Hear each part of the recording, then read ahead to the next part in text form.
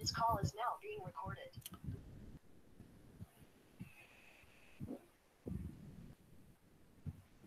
Okay, good morning everyone.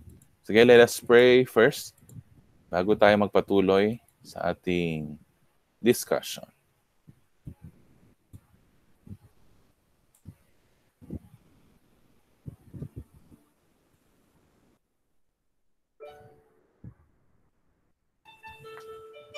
Panginoon, maraming salamat po sa ibinigay ninyong panibagong pagkakataon upang kami ay matuto. Salamat sa pagkakataong maipatuloy namin ang aming pag-aaral sa kabila ng mga pagbabagong dulot na kinakaharap naming pandemya. Gabayan ninyo kaming lahat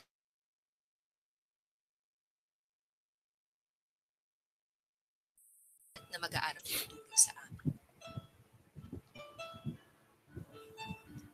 Gabayan din naman ninyo ang aming mga guro na patuloy at walang sawang nagbibigay inspirasyon at gumagabay sa amin sa kabila ng kinakaharap naming pagsubok. Sa iyo ang kaluwalhatian at aming pagsamba, Panginoon naming Diyos, sa pangalan ng iyong anak na aming tagapagligtas. Amen. Okay, amen. So magandang umaga at mapagpalang araw sa inyong lahat. So today is November 17. Yan, so nasa week 7 na tayo at module 7 sa Filipino 9. Okay, so ipapakita natin ang copy ng module. Yan, at yung tanong ko kanina, ano ang iyong nalalaman or kaalaman tungkol sa sanaysay? Anyone na gusto mag-share bago natin to? Isa po siyang, Maureen, sige. isa po siyang akda po. Tapos, nung nagpapahayag po ng kuro-kuro po nung nagsulat, hingil po sa isang bagay. Tapos, pinagsama-sama po siyang mga pangungusap. So, ito ay isang, binanggit niya, akda. Yan. So, isang sangay ng panitikan na kung saan ito ay nagpapahayag ng opinion or kuro-kuro ng manunulat. Okay, so si Nicole kaya, meron siyang idea kung ano ang sanaysay, Nicole? Baka meron kang idea na kung ano yung sanaysay. Wala po, sir. Ay, walang idea. So, nakapagsulat ka ba, Nicole? Ka na ba ng isang sanaysay nung grade 8 ka? Nakapagsulat ka ba? I think alam ko may lesson kayo na tumatalakay sa sanaysay noon, sa grade 8. And grade 7 pa rin, gano'n. Nakapagsulat ka na? Ano, sir? Nicole, nakapagsulat ka? Hindi. Nakalimutan ko na, sir. Nakalimutan nyo na po. Yan. Ang bilis mong makalimot. Grade 8 pa lang yun, di ba? Actually, sa Filipino, isa yan sa mga pinag-aaralan. Isa sa mga, actually, pinakamadaling gawin na sangay ng panitikan na isulat. Kasi, maari ka lang, simpleng parang makipagkwentuhan lang sa paraang pasulat. Okay? So, ang sanaysay ay isa sa mga payak, simple, yan, madaling gawin. At actually, lahat po tayo ay maaari tayong makapagsulat. Ngayon, sa oras na ito, makapagsulat ng isang sanaysay tungkol sa mga paksa, okay? Mga napapanahong paksa, current event. Yan. May kausap si Nicole na hindi natin nakikita. Sino kaya yung kausap niya? Yan. So, yun po ang isa sa mga bagay na kailangan isalang-alang sa sanaysay. Maliban kay Maureen, baka meron pa kayong gustong maidagdag sa nabanggit niya. Very good si Maureen. Yan. Anyone? Okay, so open nyo yung microphone kung meron kayong gustong i-share. Yan. O kung wala, sige, pagpatuloy natin ang ating, yan. Baka dito mariremind kayo, ay oo nga pala. Yan. So, baka alam nyo na talaga yung sanaysay. Yan. Medyo nakalimot lang kayo kamukha ni Nicole. Okay, so ang paksa po under sanaysay at narito po yung mga kasanayan na malilinang sa inyo sa ating pag-aaral sa module na ito, sa module 7. Una, na ipapaliwanag ang salitang may higit sa isang kahulugan. Yan. So, di ba meron tayong mga lesson sa previous na mga module natin?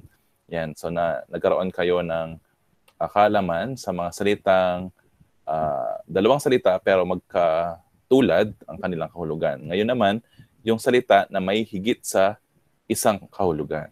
Yan. Parang may connection din sa ating napag-aralan tungkol sa pagbibigay ng kahulugan na ang tawag dito, yung mga denotasyon at konotasyon. Yan. So kung naaalala nyo yung dalawang yon, so may connection po dito. So magkakaroon tayo ng balik-aral tungkol doon. And then sa pangalawang kasanayan, nasusuri ang paraan ng pagpapahayag ng mga ideya at opinyon sa napanood na debate o uri nito. Yan. So, pagsusuri. Magkakaroon kayo ng pagsusuri niyan, yan, sa paraan ng pagpapahayag. When we say pagpapahayag, ito yung pagbibigay. Yan. So, ng kanyang opinyon, ng ideya, yan, pagsasalita. At syempre, ang debate, yan. So, meron kayong mga papanooring mga halimbawa ng debate na isinagawa ng mga kamukha niyong mga mag-aaral. So, bakit ba narito yung debate? Ang pinag-usapan natin ay sanaysay. So, makikita natin yan kung ano yung connection ng sanaysay sa debate dito sa pangalawa. Okay? So, bali, hindi lang ang sanaysay ang pag-aaralan, pati ang pagdedebate or debate sa Ingles. Okay? So, pagpatuloy po natin. So, dito pa lang sa subukin, yan, meron kayong gagawin, short na pagpapaliwanag lang. Okay, so isulat sa kahon, under subukin, letter A, isulat sa kahon ang dalawang uri ng sanaysay at ang pagkakaiba ng bawat isa. Okay, meron ba kayong ideya kung ano ang dalawang uri ng sanaysay? Anyone? Yan, sa mga dito, yung fresh pa sa kanilang isipan, sa mga napag-aralan ng grade 8 and grade 7, meron tayong dalawang uri ng sanaysay. Ano yung mga dalawang uring yon? Yan, meron ba nakakaalala sa inyo? Yan. So, alalahanin nyo po yan, okay? So, isulat nyo yung dalawang uri. Yan. Sino yon? Si Maureen? Maureen, ano yung dalawang uri ng sanaysay? Formal at di formal. Yan, formal at di formal. Very good ulit, Maureen. Yan. So, yun po yung dalawang uri ng sanaysay. Formal at di formal. Yan. Isulat daw sa kahon yung kanilang pagkakaiba. Yan. Kumbaga, dito, kung formal lang susulat nyo dito, yan, ipaliwanag nyo lang siya. Kahit one sentence lang. And then dito. So, nagpapakita sa kanilang pagkakaiba. Okay. Actually, parehong sanaysay yan. Kaso nga, dalawang uri sila. Yan yung formal at di formal. Okay, so later on, matatalakay din natin yon, yung kanilang pagkakaiba. Okay, sa letter B naman, ang gagawin nyo, basahin at unawain mong mabuti ang sumusunod na pahayag tungkol sa sanaysay. Lagyan ng check kung ang pangusap ay nagpapahayag ng tama, samantalang X naman kung ang pangusap ay nagpapahayag ng mali. Isulat sa laan na patlang ang inyong kasagutan. So alam nyo na to, check or X lang. So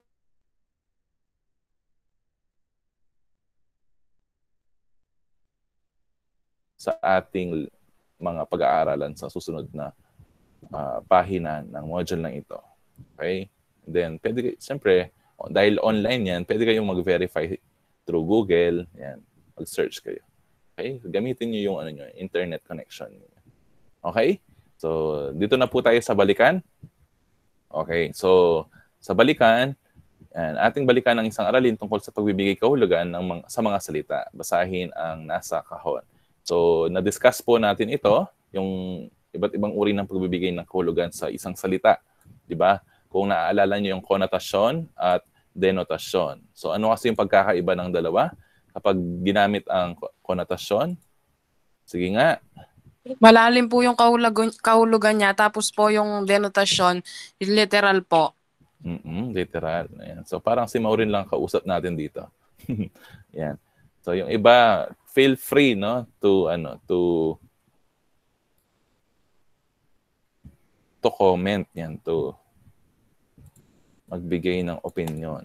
Okay? So, alam nyo na to. When we say konotasyon, malalim na pagpapahulugan, ito yung pagbigay ng simbolismo. Yan. So, kumbaga, sa konotasyon, ito ay Siyempre, kabaligtaran ng denotasyon. Kasi ang denotasyon, literal siya.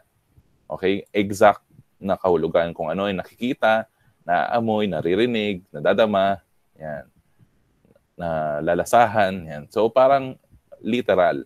Okay? Direkta. Ito yung maaaring magmula sa kahulugan niya sa diksyonaryo. So, ang konotasyon naman, depende sa pagkakagamit niya sa pangungusap, so paraan ng pagpapahayag.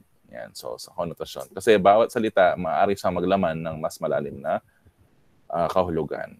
Yun po yung konotasyon. Okay? So narito yung halimbawa na pinag-aralan na rin natin yung ahas. Okay? Uri ng reptilya sa denotasyon niya. Sa kanyang konotasyon, traidor. Yan. Same as apoy and between. Yan. So kung medyo na pa kayo, nako-confuse or naguguluhan sa dalawang yan, so maaari niyong basahin yung kanyang mga halimbawa at ito ay ginamit sa pangungusap para lalo niyo pong maunawaan. Okay? So, kayo na ang magbalik-aral dito. Okay? Basahin ng mabuti kung naguguluhan tayo. Okay? So, dito tayo sa sanaysay. So, malalaman natin at mare-refresh kayo. Hindi naman po nagbabago ang sanaysay. Yung sanaysay na pinag-aralan nyo noong grade 7 at grade 8, same pa rin sa sanaysay na pag-aaralan natin ngayon. Okay?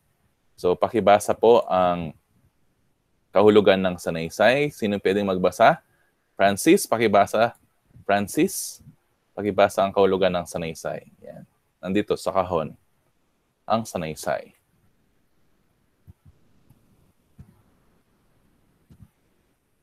Francis, paki-on ang microphone, Francis.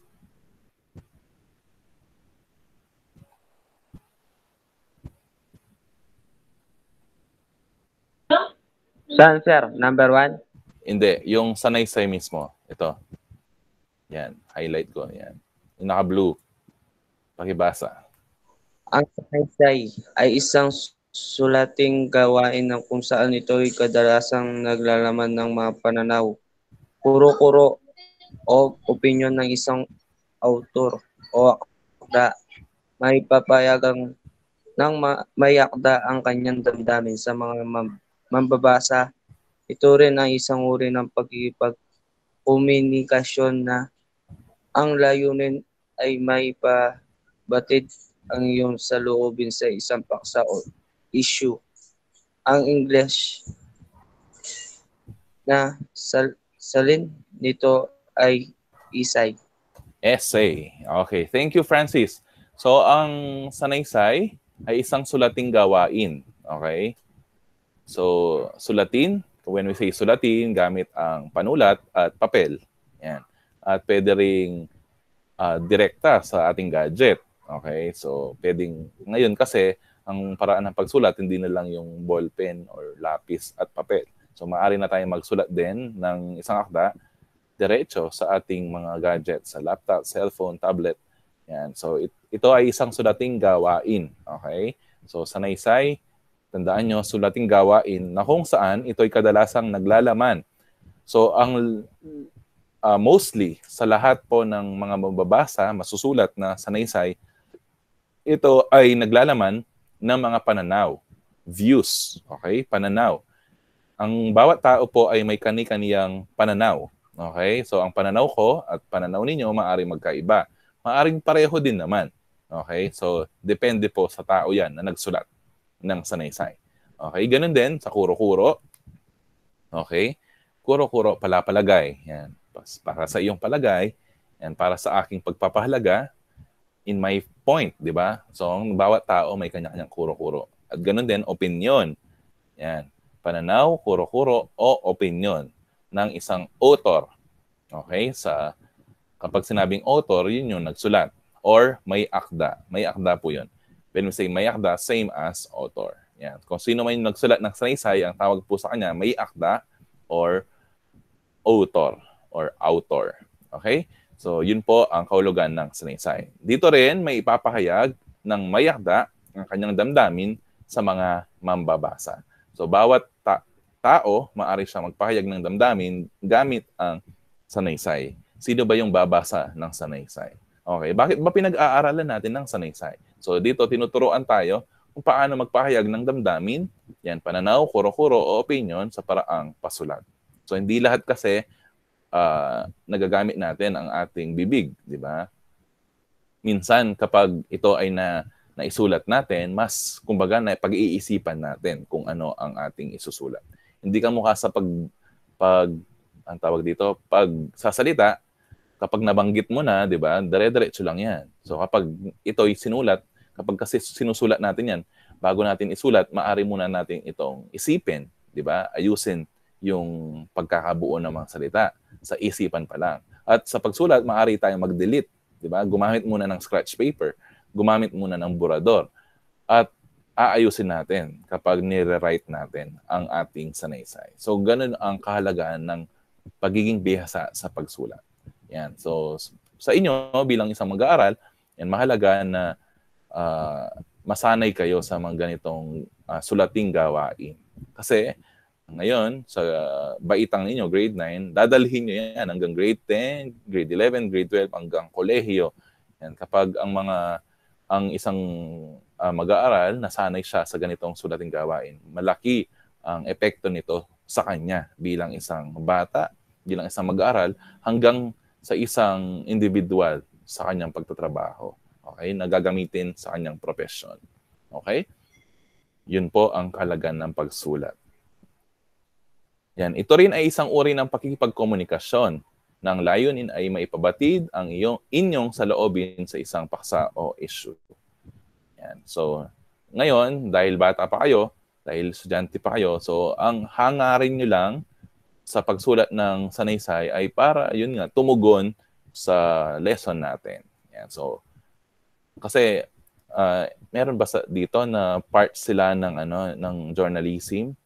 Yan. So, ngayon medyo dahil walang face-to-face o wala munang mga contest sa journalism. So, sa journalism, isa ito sa mga kumbaga, sinasanay sa mga bata. Okay?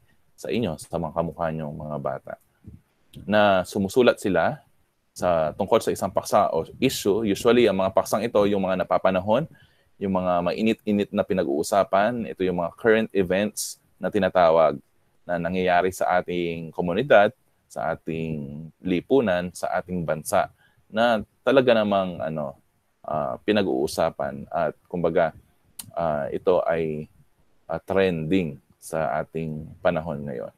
Okay? So, sa pagsulat po kasi, isa itong art.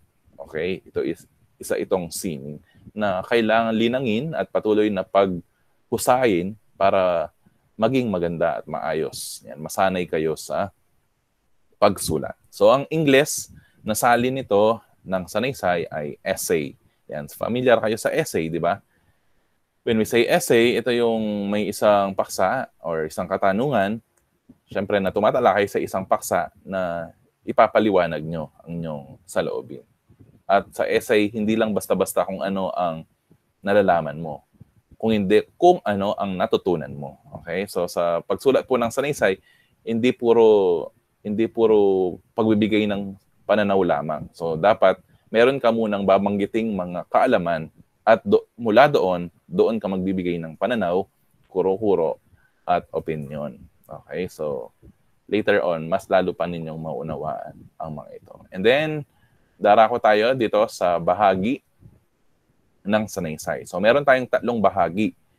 Yan, parang kwento lang yan, maikling kwento lang. May bahagi siya, syempre. So unang bahagi, ito yung simula or panimula. Okay? Number 2, gitna or katawan. And then pangatlo, wakas. Yan, tandaan nyo po yung 3 yan, simula, gitna at wakas. SGW. Okay? So tandaan nyo ang 3 yan. So ano ang kahulugan ng simula? Sino pwede magbasa? Jasmine, maaari bang basahin ang kahulugan ng simula? Ano ba ang nilalaman ng simula? Yan. Hindi ka namin nakikita na, Jasmine. Paki-open ang camera and your microphone para marinig ka namin. Sige. Pinakamahalaga na bahagi bahagi. Dahil dito ang inaasahan kong magpapatuloy ang mambabasa sa kanyang binabasang sulatin.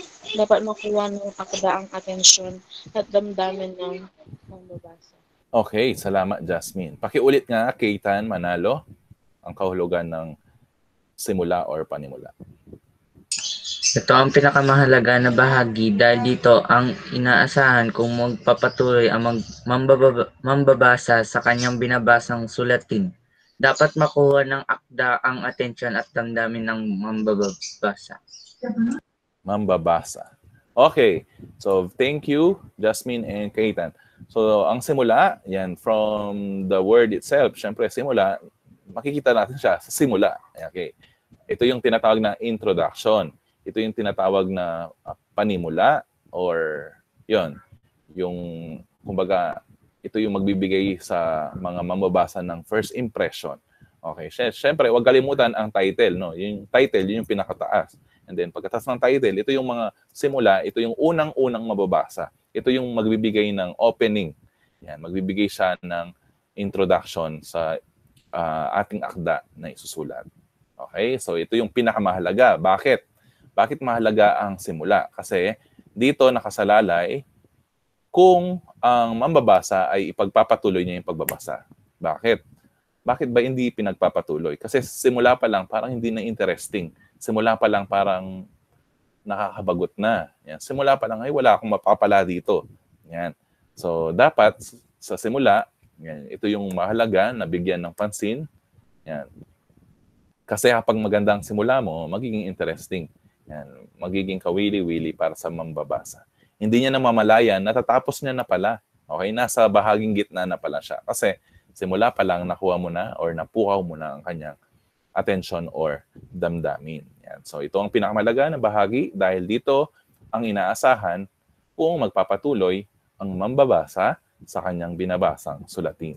Okay, so paano ba yung mga paraan sa kayo bilang isang manunulat ng sanaysay? Ano ba yung mga paraan ninyo sa pagbuo ng isang sanaysay? Ano ba yung strategy para maging maganda ang simula or panimula ng inyong sanaysay? So, sino yung mga nagsusulat dito? Yan, may strategy ba kayo na gusto nyong i-share sa amin para maging maganda ang panimula or simula ng ating sinusulat na sanaysay? Meron ba? May mga sumusulat ba dito? Meron ba tayong mga writers dito sa journalism? Yan. Sayang, wala tayong journalism contest ngayon. Pwede kayong sumali. Baka next year. Yan, grade 10 na kayo nun. Kung kilala nyo sina Daniel Mendoza, si John Rick Porras, yan, may magkaila rin. Nag-join sila. Nag-join si Angel Carayon. Sino ba? Si Elijah Sanchez. Yan, mga tinetraining natin yan. Tinetrain natin yan dati. Sa last year kasi nagkaroon ng contest sa pagsulat. Yan. So, ano ba yung mga usually na ginagamit sa simula at panimula? Or panimula? Yan. Usually, ako, pwedeng, parang ang gandang gumamit ng mga kataga, o mga quotation, mga kasabihan, di ba? Sa simula. Or pwedeng part siya ng kanta. Okay? So, depende sa paksa mo yon, syempre. Pwedeng binanggit ng isang tao, di ba? Pwedeng, ano pa ba?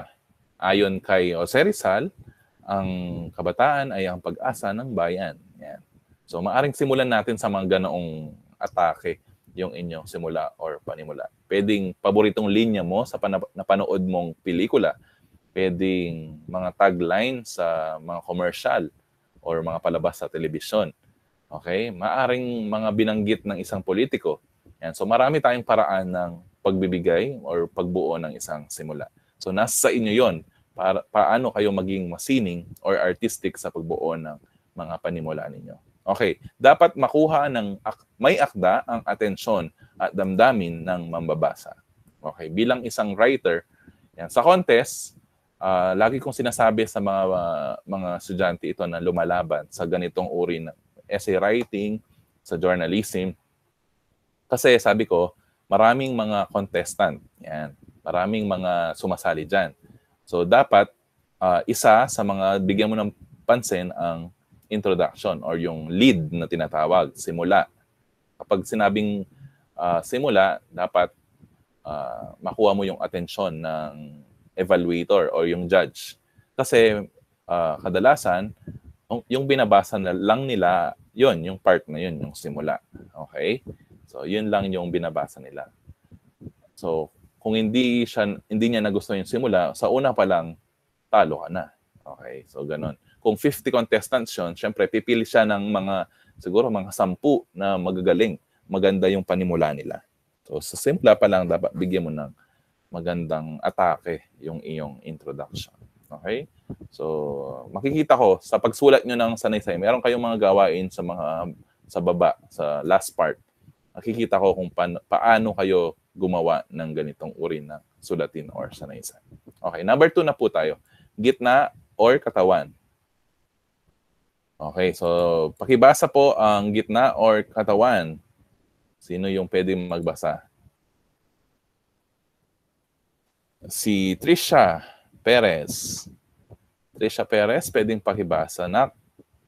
Dito sa bahaging ito, nababasa ang mga mahalagang puntos o idea ukol sa paksang pinili at sinulat ng may akda. Dito rin natin malalaman ang buong puntos dahil ipinapaliwanag ng maayos at mabuti ang paksang pinag-uusapan o binibigyan pansin. Okay, salamat. Sino kasi yung tinawag ko yun? Trisha? Pakiulit, Brian. Gitna o katawan. Dito sa bahaging ito, mababasa ang mga mahalagang puntos o ideya ukol sa paksang pinili at sinulat ng may akda. Dito rin natin malalaman ang buong puntos dahil ipinapaliwanag ng maayos at mabuti ang paksang pinag-uusapan o binibigyang pansin. Yan, nagmamadali yata si Brian. May lakad ka, Brian. Yan. So kapag nagbabasa kayo, read eligibly, no? Huwag kayong magmadali. Yan. Dahan-dahan. Okay, so sa gitna or katawan. Yan, dito, dun sa bahaging ito, kapag gitna, yan, center. Yan, kapag katapos ng simula, pupunta na tayo sa gitna, syempre.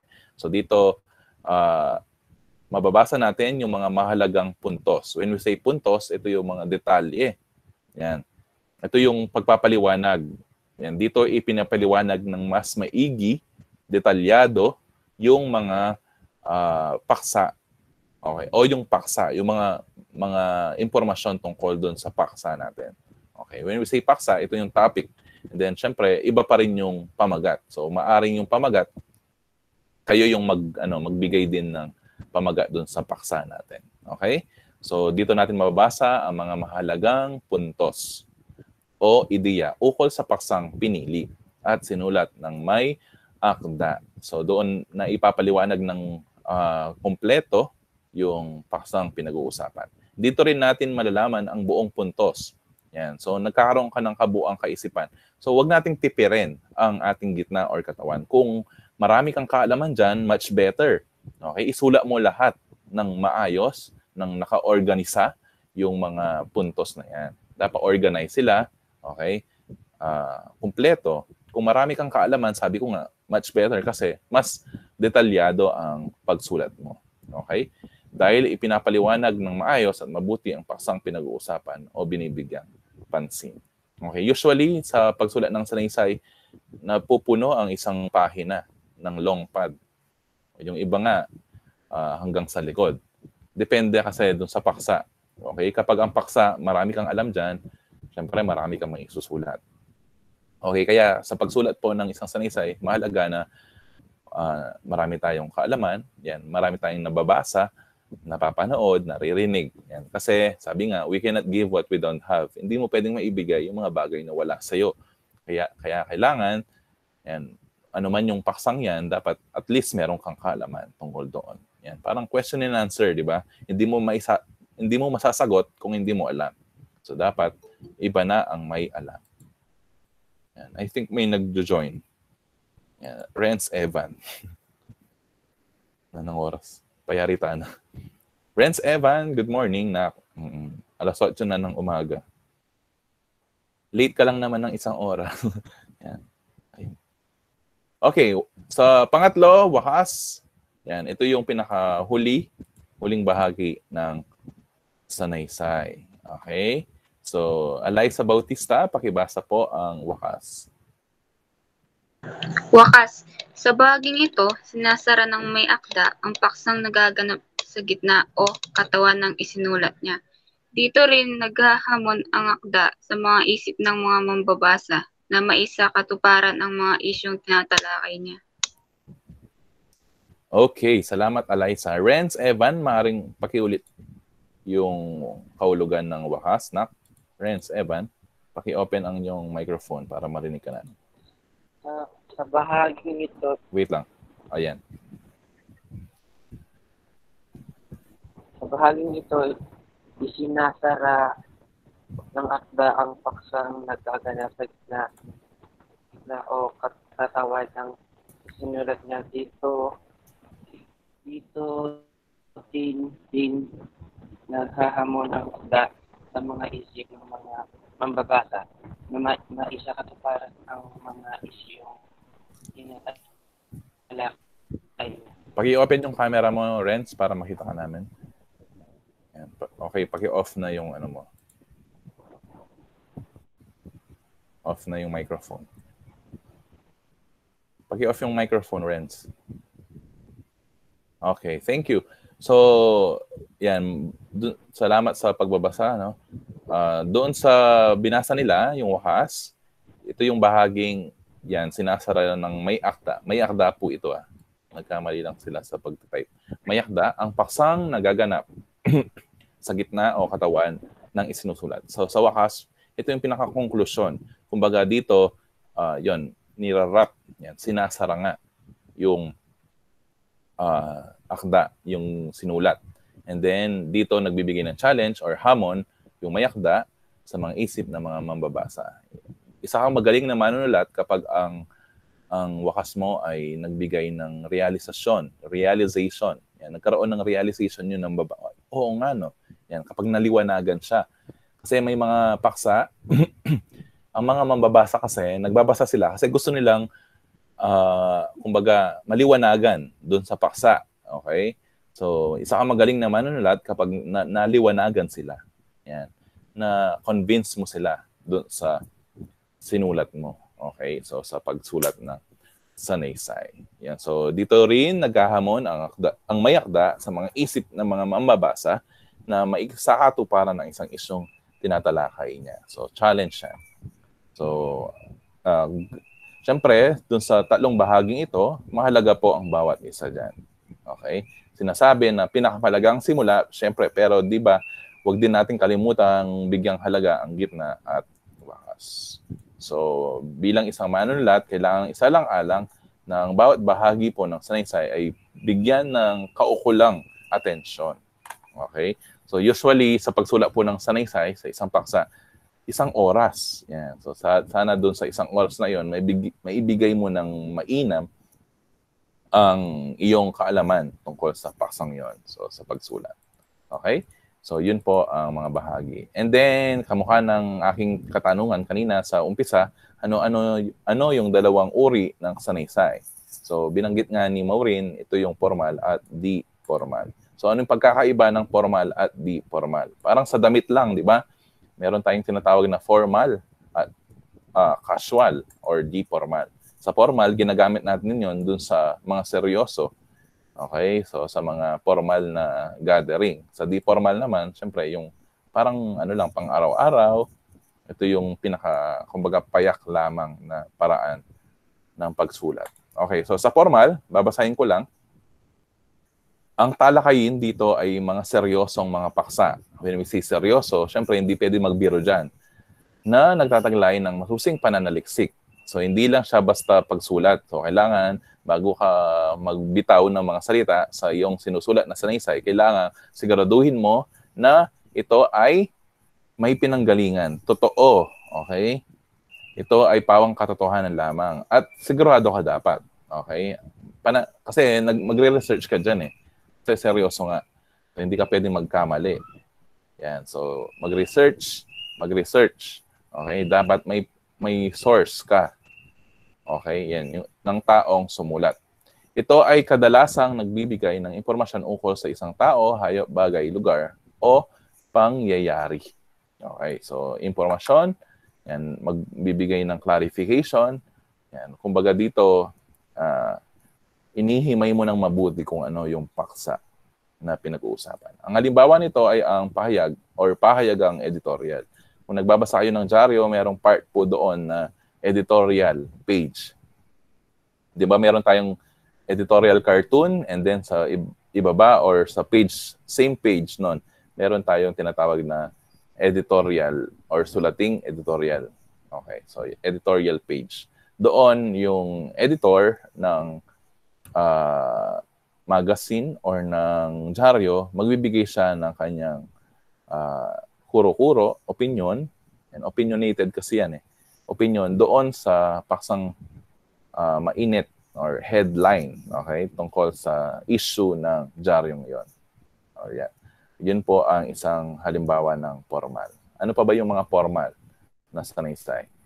Yan. So, tumatalakay sa politika, sa mga issue sa ating lipunan, issue sa ating bansa. Yan. So, kailangan pong seryoso ang pagkakagamit po ng mga salitang doon. Bawal gumamit ng mga salitang balbal, salitang taglish. Yan. So, kailangan maayos ang pagkakabuo ng ating sulatin kapag formal po yan. Okay? So, sa pangalawa naman, yung di formal, ito naman ay tumatalakay sa mga paksang karaniwan. Yan. When we say karaniwan, ito yung pang-araw-araw. Ito yung usually na napag-uusapan. Personal. Yan. Ito'y tao sa tao. At pang-araw-araw na kasiyasiya or mapang-aliw para sa mga mambabasa. So, ang mga ganitong uri ng sanaysay ay for entertainment purposes only. Yan. Kasi yung tao, nagbabasa siya kasi gusto niyang magkaroon ng libangan, pampalipas oras. So, sa bahagi po ng mga dyaryo, merong ganyan, yung mga lathalain, yung mga column ng mga sikat na columnist. Yan. So, kumbaga, yung iba joke nga di ba? Joke yung ginagaya. Or kadalasan, nasa showbiz page. Ano ba yung mga showbiz? Mga usapin sa showbiz. Yan. Ito yung mga kwento. Okay. Sa mga mahilig magbasa dito tungkol sa mga ganitong article. Yan. So, di formal po yung mga yon. Ito ay binigyan din ng mga bagay-bagay at karanasan ng akda sa isang paksa kung saan may pakita niya ang kanyang personalidad na parang nakikipag-usap siya sa isang kaibigan. Parang very light na kwentuhan lang ang mga di formal na sanaysay. So, yun po ang dalawang uri ng sanaysay, formal at di formal. Sana nalaman nyo yung pagkakaiba ng dalawa. Okay. So, after nun, syempre, meron kayong mga gawain na isasagawa. So, ang gagawin nyo po dito sa suriin, under suriin, nalito yung panuto, ating subukan ang talas ng iyong isipan sa pagbabalik tanaw sa iyong mga nakaraang aralin. So, anong gagawin? Isulat ang konotatibo at denotatibong kahulugan ng mga salita. So, ipaliwanag ang inyong sagot. So, meron tayong salita dito, yung pawis, langit, papel, kalabaw, bola. Yan, ibigay nyo yung kanyang konotasyon, kahulugan, at denotasyong kahulugan dito sa mga box. Yan, kopyahin po ang table na yan. Okay? So, yun po ang gagawin. Pagyamanin. So, ano ba yung gagawin dito sa pagyamanin? So, basahin po natin. May mga salita na higit sa isang kahulugan, gaya ng pagtalakay natin sa nakaraang mga aralin natin. Subukan nating muli ang iyong kaalaman sa pagtukoy ng mga salitang may higit sa isang kahulugan. Sa bawat teksto na iyong mababasa, piliin ang salitang may higit sa isang kahulugan. So, ano yung gagawin? So, halimbawa, dito sa pangungusap na ito, yan, in-underline niya ang salitang bagyo. So, para sa kanya, ito ay naglalaman ng or maaring magtaglay na higit sa isang kahulugan. So, ano ba yung nakasalangguhit? Ang nakasalangguhit ay ang salitang may higit sa isa ang kahulugan. So, meron siyang konotatibo na maaring mga hulugang pagsubok or problema, and denotatibo, malakas na pagbuhos ng ulan. So, ang gagawin nyo lang, mula dito sa mga pahayag na ito, yan, isulat nyo dito ang salita na maaari magtaglay ng higit sa isang kahulugan. Yan, isulat lang sa box na yan. Yan. 5 sila.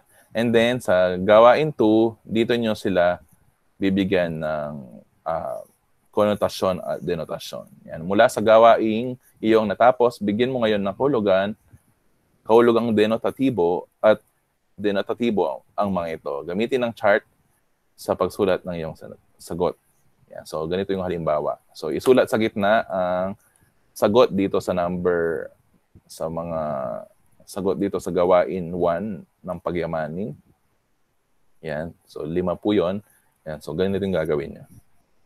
Di ba madali lang? Kopyahin na lang po ang example dito. And then yung mga shapes and graphic organizer. Okay? So ibigay ang kanyang kahulugang konotasyon dito sa bandang kaliwa. Sa kanan naman yung denotasyon niya. Okay? So madali lang po yun. Any question? Yan, wala. So dito sa isa-isip, ang gagawin nyo po, yan, upang mas malawak or lumawak pa ang iyong kalaman, basahin ang karagdagang impormasyon na makatutulong sa iyo para higit na mapabuti ang mga nalalaman mo. So dito tatalakayin ang debate. Okay? So gagawin nyo, magkakaroon kayo ng self-learning. Yan dito. Self-reading. Kung ano ba yung debate. Nakaugnay sa sanaysay. Pinag-aralan nating sanaysay.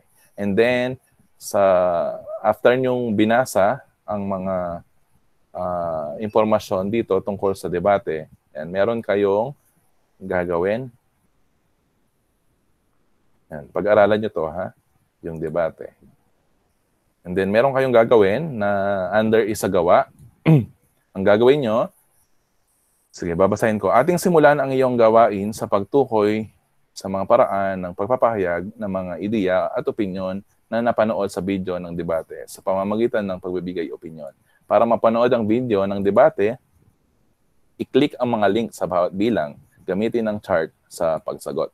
So dito po, sa gawain dito sa isagawa, yan. So makikita nyo dito sa table yung link ng video. So 5 video po ito. Ang gagawin nyo, papanoorin nyo. And then sa kabila, sa bandang kanan, ano-ano ang mga nasuri mong mga paraan ng pagpapahayag ng ideya o opinyon sa debate. Yan. So magbibigay ka dito ng opinyon, okay, na nasuri mo, nakita mo doon sa pinanood mong video. So paano ba sila nagsalita? Ano ba yung ginamit nilang mga salita? Maayos ba sila nagsalita? Yan. Ano ang, syempre, i-share mo dito kung ano yung natutunan mo sa napanood mo. So ano ba yung laman ng mga video? Yan, ito yung mga halimbawa. Sige nga, click ko. Ito yung mga halimbawa or isang, yan. So pagdedebate po yan. Yan. Yan. Kung papanoorin nyo po yung mga yan, mga debate yan, mga ginawang mga debate ng mga estudyanteng kamukha nyo, and then, syempre, bago sila nagkaroon ng pagdedebate, sumulat muna sila ng script nila. Yun yung pagsulat ng sanaysay. Yan, pagbibigay ng opinion. Okay? Kuro-kuro. So, ang debate po ay isa ring uri ng panitikan. Okay? Ngunit, ito'y paraang pasalita. Okay? Ang sanaysay paraang pasulat. Okay? So, yun po ang connection ng dalawa, ang sanaysay at ang pagdedebate. So, tapusin nyo pong panoorin yung 5, and then dito kayo makapagbigay ng pagsusuri ninyo tungkol sa pinanood ninyo. Okay? And then, nandito na tayo sa tayahin. Ano ba yung gagawin sa tayahin? So, natapos mo nang mahusay ang mga gawain na inatas sa iyo. Alam kong marami kang natutunan sa mga ito. Sino yung naka-open yung microphone? Meron. Chelsea, paki-off na. Yan. Alam kong marami kang natutunan sa mga ito. Kaya naman, para mas mapatalas pa ang iyong talino at kaalaman sa debate, ikaw ay naatasang muli na gawin ang gawain ito. Ibigay mo ang iyong opinion sa mga sumusunod na sitwasyon. So, this time, kung dito nanood ka lang, okay, this time, ikaw naman na magbibigay ng opinion. So, babasahin mo yung sitwasyon. Yan. So, unang sitwasyon, and then, ano yung iyong opinion? Magbigay ka ng opinion tungkol sa sitwasyon. Okay? So 2 to 3 sentences siguro, may ibibigay mo na ang iyong opinion. So meron tayong 3 sitwasyon na bibigyan ng sariling opinion. Okay? Madali lang naman yan. Di ba napakadaling magbigay ng opinion? Sa iyo yun. Opinion mo yun di ba? Pero syempre, ayusin mo yung pagkakasulat. Yan, dapat malinaw para sa akin kasi ako yung magbibigay ng grade yan. And then, last part, karagdagang gawain. Yan, binabati kita na pagtagumpayan mo matapos ang gawain sa module na ito. Para sa panghuling gawain sa module na ito, nais kong ibahagi mo sa pamamagitan ng pagsulat ng sanaysay lahat ng natutunan mo sa module na ito. So, bigyan mo ng title, simula, gitna, at wakas. Ano-ano ba ang natutunan mo sa module na ito? Isulat mo sa paraang pagsulat ng sanaysay. At ito po yung rubric sa pagwawasto ng sanaysay. So, ito yung paraan ng pagbibigay ko ng grade. Okay? So, yun po ang pinakahuling gagawin para sa module 7. And so, any question? Yun na po yung kompletong gagawin niya. Okay, any question bago tayo mag-leave dito sa ating Google Meet? Deadline, sir. Dustin Santos? Okay, deadline daw. So every time na magkakaroon tayo ng gawain sa Filipino na Tuesday ang schedule natin. So magde-deadline ako Friday lagi. Okay? Friday lagi yung deadline. So hanggang Friday 11:59 PM pwede kayong mag-turn in. Yan, on time yon. Okay? On or before the time. So kapag pumasok na yung 12 midnight, okay, so late na po nun. Mamamark late. Pero kahit late yan, tatanggapin pa rin ni Google Classroom. Pero mayroon ng mark na late. Okay? So, yun po. And then, reminder, pakiayos po yung sulat, no? Pakiayos yung sulat. Kasi, lalo na, yung pinipicturan nyo lang, dahil picture lang, minsan malabo yung pagkaka-picture. Tapos, hindi pa maayos yung pagkakasulat. So, double kill, no? Nahihirapan ako sa pagbabasa.